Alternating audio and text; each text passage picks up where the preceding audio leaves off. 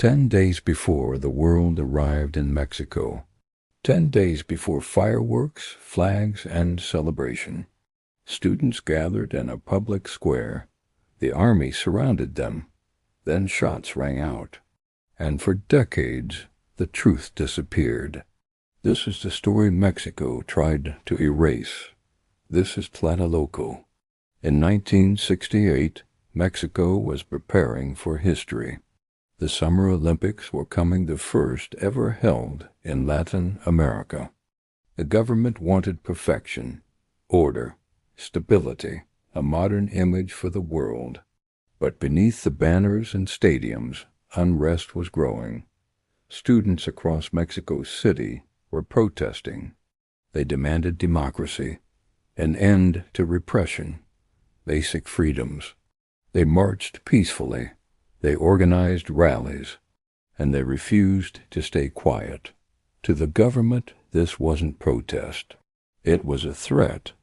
On October 2nd, 1968, students gathered at Plaza de las Tres Culturas in Tlatelolco. It was symbolic, ancient ruins, colonial churches, modern housing, all in one place. Families watched from balconies. Children stood nearby. This wasn't a battlefield, but the military arrived anyway. Soldiers, tanks, snipers positioned on rooftops. The square was sealed.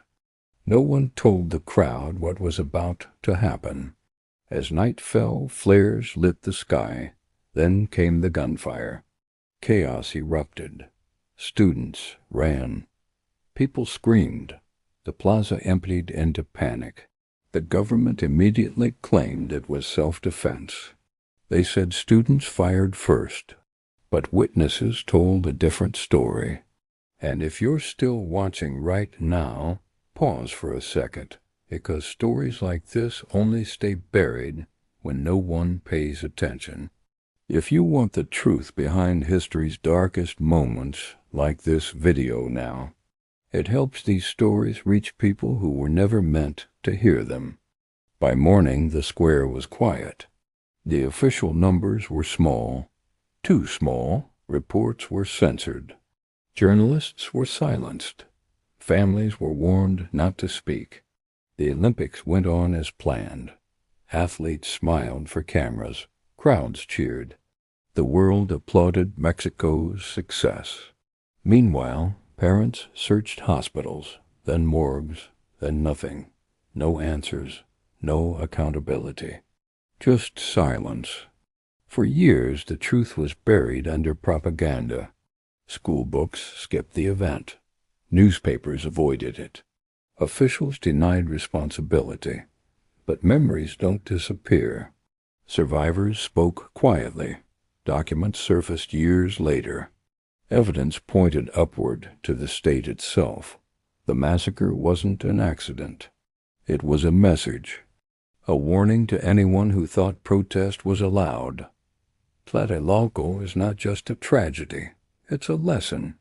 It reminds us that governments can celebrate freedom while crushing it in the shadows. That history can smile for the camera while hiding blood behind it. And that silence is often enforced, not chosen.